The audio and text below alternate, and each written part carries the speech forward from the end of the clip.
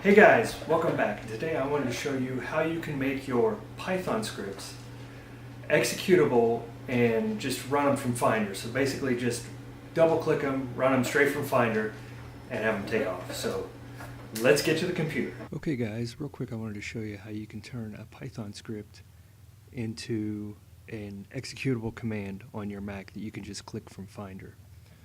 So I have here, if you've seen my previous video, my AP reboot script. One thing you're going to want to make sure of is this top line right here.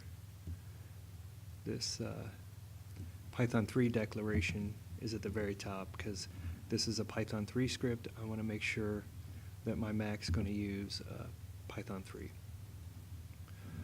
And then what you're going to want to do is change the extension of your Python script to .command. So I already have that listed in this current directory, and I'm just going to do this from the terminal. You can do it from the Finder if you want. So I'll do copy AP, because I'm not going to rename, I'm just going to make a new file for this example, to AP,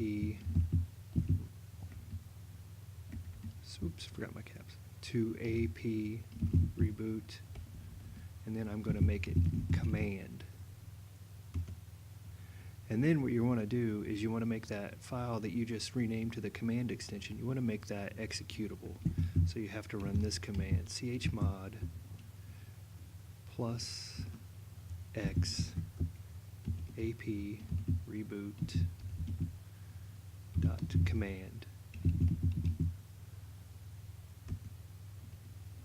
Now that command is executable. Now if you open Finder, you'll see your file that you've created and added to be executable right here. So all you have to do now is double click it. And there you go. It opens it up and runs it. Now my script has failed because I don't have that piece active anymore in my lab, but it did, you can see it did pop it out and run the script. So that's how you run it. Quick tip. Hey guys, that's all we have for today. Thanks for watching. Like and subscribe, all that good stuff.